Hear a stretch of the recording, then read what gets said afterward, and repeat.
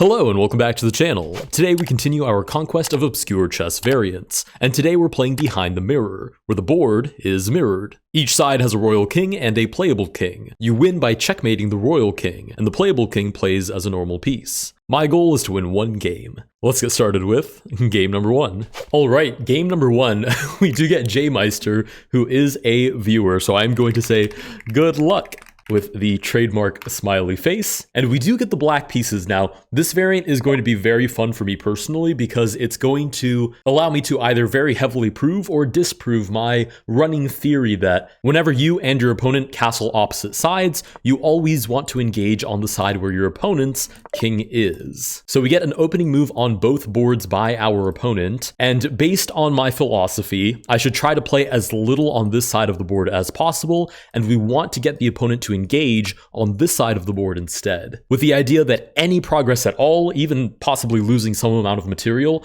on this side of the board, is always favorable, and trying not to move anything on this side is also always favorable. We do get the bishop developing very quickly, possibly looking for, I guess, the equivalent of Scholar's Mate in this variant on what I guess I want to call b7. It is pretty easily defended though. The queen can come out and sort of turtle shell the king, so we should be okay. As far as our attack goes, how do we weaken this king? I guess I'm going to play the equivalent of e5 on this board over here. There are some ideas of maybe sacrificing here to draw out the king. 5 checks apparently does lose the game as well. I've just realized that they have a 5 over the king. But I'm not sure that it explicitly said in the rules that 5 checks loses the game, but from my experience, that should be precisely the case. I've now taken, and we're down to 3 checks. A sacrifice would leave me with 2 checks on the board, but would also leave white with not a lot of material to work with. If they do look for a free check here, I will simply push the pawn, and it shouldn't be too hard to defend the king from there. Okay, they start developing a knight. Now, this is pretty critical information, that 5 checks also wins the game. Changes the dynamic a little bit, makes it a little more explosive, which isn't necessarily a bad thing. Let's start by bringing out the bishop. And my idea is not actually queen here looking for mate, because something like a pawn push, even though it sacks the rook,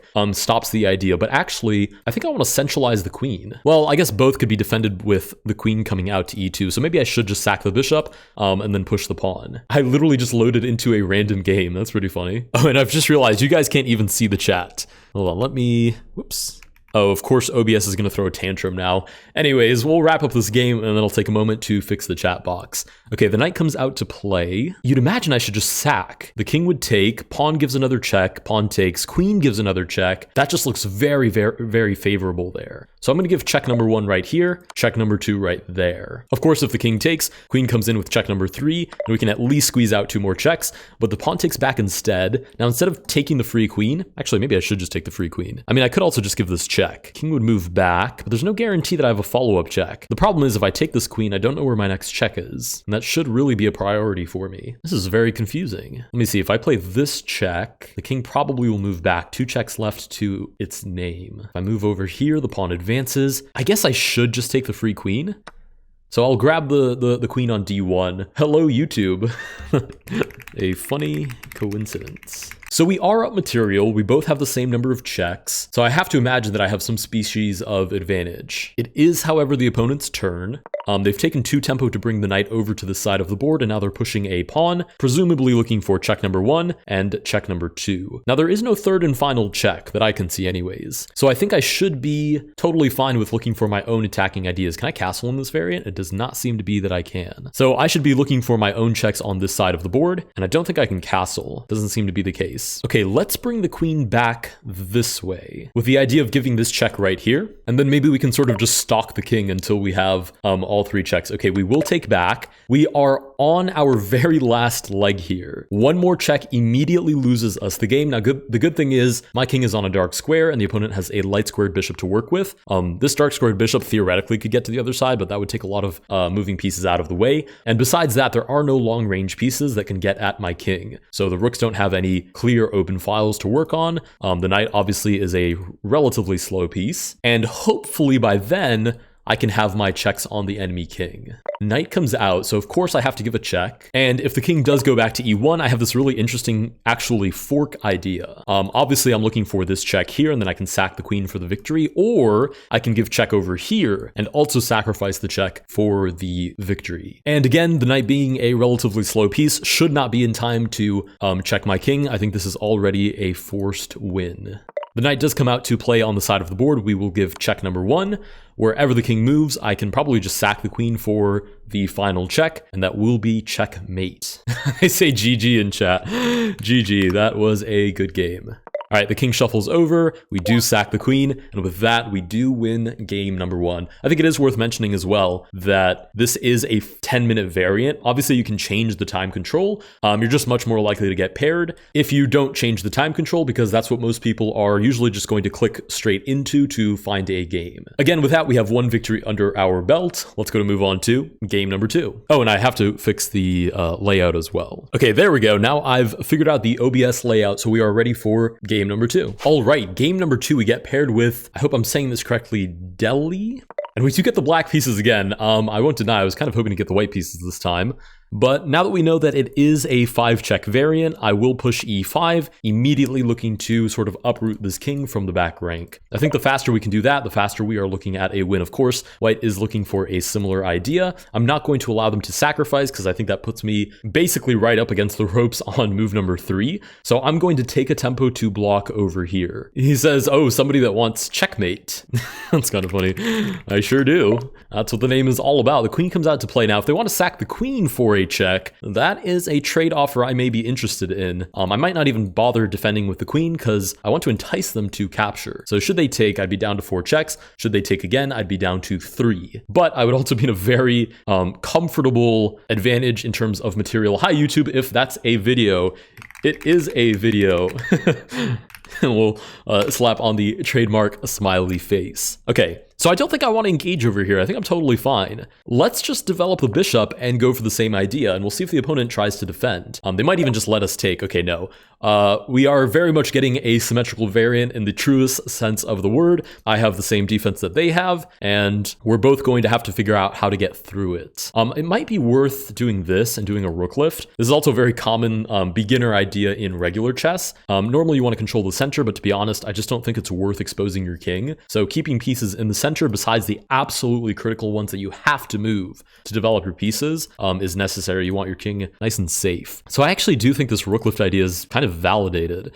Maybe I can push this way though. Which one's faster? I can go for the rook lift, which takes 3 moves targeting this pawn. I would sack the rook, which is really not my favorite thing in the whole world. Or I can push the pawn 1, 2, 3, takes the same number of moves. Problem is something like g3 kind of just shuts it down, and then another pawn has to follow. I just don't know if that's effective. I do, however, like it a little bit better than trying to bring out a rook, which, by the way, falls victim to the exact same idea, and my only choice there is to sack a rook. I'd be blocking my own pawns from any pawn breaks. So I think we're going for this. We'll just go for a flank attack, supported by the rook. Again, castling I don't think is a thing here, so that is not something that we can rely on to bring the rooks into the middle and into the game. We're gonna have to just brute force it with these flank pushes.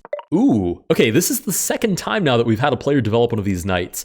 I'm going to be totally honest. Until the position becomes concrete, I just think the knights are too slow. I mean, how many moves does it take for this to actually cause me a headache? Potentially 1, 2, 3, 4, 5, and even that square is defended. I don't know. I mean, there's 4 of them back here, which is 12 points worth of material, which is nice. I just don't think it's in time, so I'm going to continue with my push. Oh, we get blocked right away. Okay, maybe it is in time. Okay, we get blocked by a pawn, so of course we will follow it up with another pawn. Again, any sort of pawn break here I think is favorable for me. Maybe I should centralize the queen first, so we are the ones looking down the file. And again, I'm kind of working off of that philosophy that as long as I can keep the opponent engaged on this side of the board, I think we're in a good spot. Ooh, they continue to move this knight over. Okay, do I push now or do I play queen e7 first? If I were to push now, the opponent could take, I would take back. The opponent could take, I would have a check, and then check number 2. I think I just push now. Okay, and they had the capture pre-moved. So they are definitely prepared to engage on this side of the board. Maybe they just take the pawn? Maybe that is a concern. Ooh, if they take the pawn, that might be a concern because I can't really take back. The queen takes back. There's a very active queen against a very exposed king. So maybe I have to move the rook out of the way. I'm going to do exactly exactly that. Of course, they can take here, which is also kind of a free pawn, but should I take back and they recapture, their king is the one that's a little exposed, and in that case, it would actually be my turn. So I would be able to capitalize with a sacrifice or maybe just a regular check. There are a couple of different ideas I can play off of there.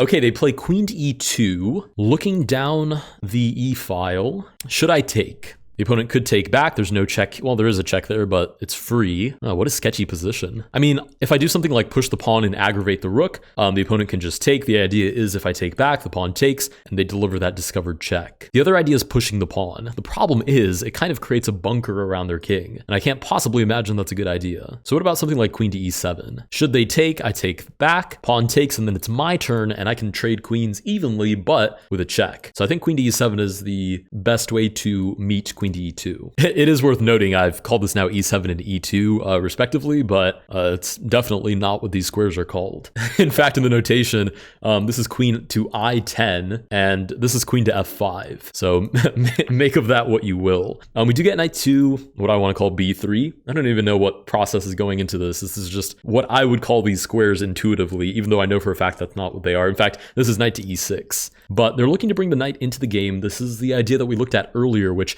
I argued was too slow, but I may be disproven here in just a moment. Let's start with this push, discovered attack against the rook, force them to either take and allow me to trade queens with a check, or get out of the way and stop bothering my pawn. Ooh, pawn forward. Wait, can I not just take this? Queen takes back. I take here. There is a free check, but I shuffle over. There should be no checks to follow. I guess what they're looking for is bishop here. Wait, what am I calculating? Oh my goodness, I've just realized. Wait, have I been defending this king the entire game? Oh my goodness, I feel like I'm losing my mind. Holy cow, what am I even talking about? Let me take my material. Why am I defending this king? This king plays like a normal king. It's this one that I have to be worried about. Oh my goodness, that's so insane. I feel like I've just broken out of the matrix and suddenly I see everything in HD. Holy cow, why have I even been thinking about defending this king? I don't even know what to say. Let's just take this pawn. This is a totally playable piece as far as I understand anyways. As far as I know, this king doesn't even respond to normal checks. But for some reason, because that's where their king is, I guess just the chess heuristics kicked in and I thought, okay, I need to protect my king too. That was so powerful. I stopped completely just objectively thinking and just relied on what my intuition was telling me. That's so crazy. Oh my goodness. I feel like I've just been like completely enlightened. Holy cow. That's terrifying. That's actually kind of scary. The fact that that pattern is so ingrained in my brain that I have to protect the king, that I literally totally forgot that this king just doesn't matter at all. This is just a normal, it can't even castle. It's literally just a normal piece. I think I can even play it, I can even play it to d7, walk right into quote-unquote check, because it doesn't even do anything. I don't like this position. Oh my goodness, if only they knew my suffering right now. Holy cow. Okay, let's get back on track. Obviously, the first idea is the sacrifice. The second idea would be to play king to d7, force myself to remember that that's a normal king, and then bring another rook into play, maybe the sack and then bring the other rooks, some combination like that. I should be careful. That is very accurate. I hope they are not careful, but they seem to be well aware that they should be. Okay, so this is one check. This is two checks. King moves out of the way. Do I just move the king forward and bring another rook in then? I think so. I don't think there's a reason for me to wait. So that's check number one. That's check number two. The king does move forward, which means potentially he could be targeted on the light squares. Okay, there's no need for me to give the king away for free. Or maybe I can sack the king to draw the queen away. And then I double the rook and the queen. I have a battery on this open file, and how do you defend all of these different checks? Maybe I just do that. King to d7. Bait them into taking my king, and then I set up this battery, and you can't defend all of these squares at once. Yeah, so they do in fact take the bait. Oh no, my king! Except it's not actually my king, which even though I explicitly said that in the intro, I seem to have just learned in the midst of game number 2. Oh my goodness. I'm actually like genuinely kind of freaked out by how long I was talking about this king as a genuine concern. That's so crazy. Anyways. We are threatening both of these squares, kind of like a pseudo fork, just a positional fork, not really a material fork. This would be check number 1. I mean, the king has escape routes, but then like any check puts them at 1 check left. And I can tell you from experience playing 3 check, which we have played actually more than 3 times on the channel. I think we've played 3 check like 4 or 5 different times on the channel, if not more potentially. I can tell you that any amount of material with a king that only has 1 check and is the most advanced piece is basically a guaranteed victory. Okay, the king moves back. This is check number 1. King moves here. We could give check number 2 with a fair trade. And again, the king would only have 1 check left. left, which should be just completely winning. Like, I don't see how they would bury their king. So I think we'll just lean into that. Check number 2. They pretty much have to take, or else I can just sack the queen anywhere for check number 3, or, take a free queen. Say rah, GG. Oh, that's funny. I'll say rah, GG as well. That's really funny. I mean, they can still take. It's not completely over, really. Like, they could take, I could take back with the rook, and then maybe they, like, put the king over here or something. I don't really know the logistics of that variation, but it's not totally over. And tied to the 4 spectators ready to play the game. We have 4 spectators? Wait, how do you even know that we have 4? That is a feature that I know exists. I've seen it in the normal chess games. You can see how many spectators you have. How do you know we have 4 spectators here? Is my setup just bad or something? How can I not tell? Okay, they advance the king, which does allow me to deliver this mate and gain us 19 points of rating. Where can I see this?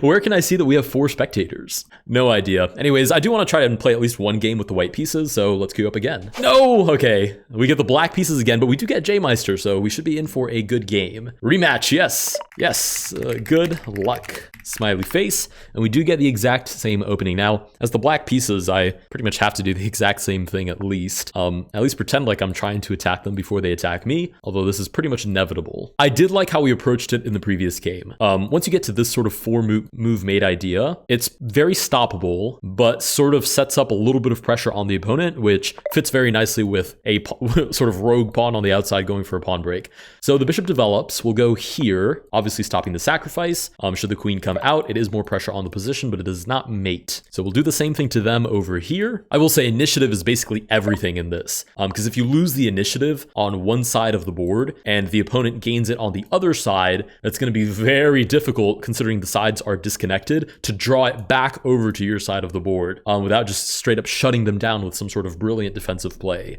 Okay, the pawn comes forward. We will push this pawn once more. They've gone for this center break, which might actually be very sound. There just aren't that many pieces, so capturing either way forces my king to open up a little bit. And now I have to wrestle with this tension. How do I defend this? Maybe just queen here. Should they take, I take back. If they ever come for this very, very short diagonal, which is intentional, if I take back with this pawn, they have a longer diagonal and even have a free check already. But if they try to come for this very, very short diagonal, I can always move the king over. Okay, they do in fact take. Of course, I would rather give them a smaller opening than a larger opening. So I will take back with what I want to call the B pawn, although arguably the fact that it's in front of the bishop makes it a C pawn. And we get what the notation calls queen to d6. Not exactly sure what that's looking for. Maybe it's looking for this, although there was a faster way to do it. It could be the idea. Oh, it could just be looking for the pawn push and then the check. Should I move out of the way? Maybe they have tension on the e file. Maybe something of that nature, but again, I want them to engage on this side of the board. The less that I can do over here, the better. The more I can sort of cause problems on this side of the board. Again, even if it seems to put me in a little bit of a precarious position, as long as I have pieces that I can continue to attack with, I think it's valuable to keep playing on this side. Okay, so they do play pawn to d5. So they are, in fact, looking for this checking idea. So, of course, I'm going to move out of the way. Actually, they could even play the queen here. I shuffle over, and then bishop comes in, pins the queen to the king, with a check no less. So maybe I should push this pawn, and the rook just covers that square. They also say in chat, I know cross derby is your favorite variant, but what's your second favorite? Ooh, oh, that's actually a tough question. That's really tough. Maybe 3 check. I like the fast and aggressive variants. I've also grown a bit of a sweet tooth for atomic chess. Even though when you get wrecked, you get brutally destroyed. When you win, it's usually a amazing brutal victory as well. So maybe it's between those two. I've also really been enjoying these very strange variants. The last one I played was Explosive Magic, which combines spell chess, atomic chess, and King of the Hill, I believe. If it had been spell chess, atomic chess, and 3 check, that would probably be my favorite variant.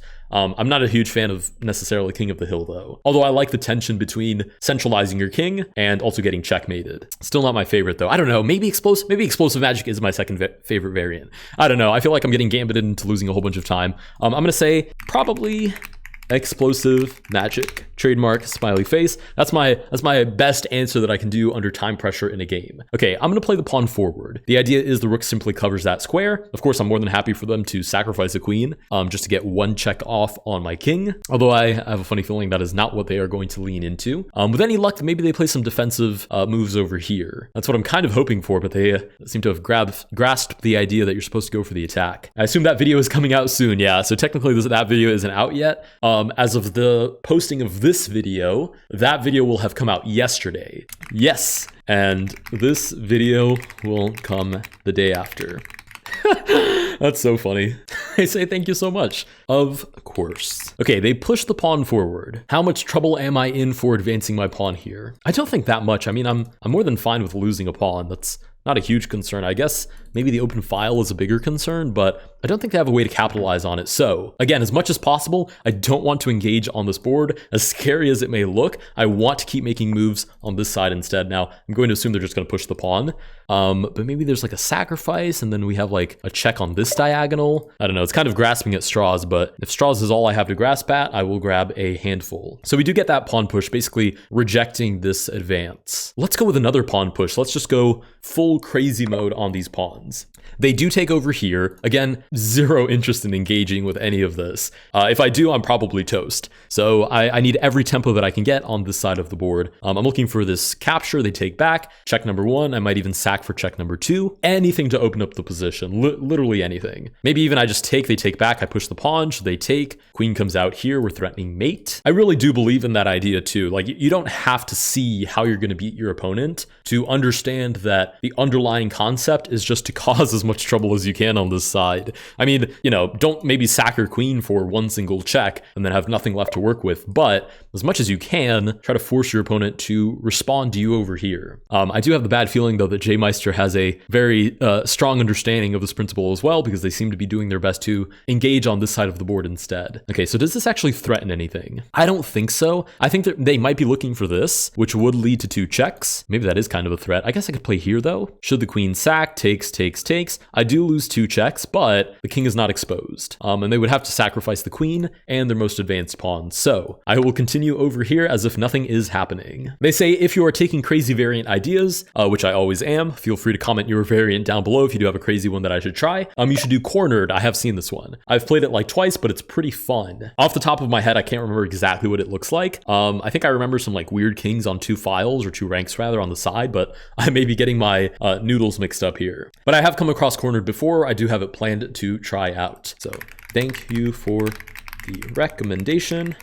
I will check it out. I do plan to go through pretty much everything, at least within reason, at least once. But I have no problem with prioritizing some over others if you guys really do want to see some specific ones. We do get not even a trademark smiley face. It's like a trademark super smiley face. Okay, we do get this recapture. So we've managed to steer the attention at least a little bit over this way. I'm down to 4 minutes though. So do I push this pawn? Do I give a check and then sack for a second check? Do I develop the queen? There are a lot of different ways I could go about this. I'd imagine if I push, they're just going to block, which might not be the end of the world, because then I can push this pawn and follow up with the bishop. Again, I don't know exactly what the final checkmate winning idea is, but again, the more mayhem I can cause over here, the better for me.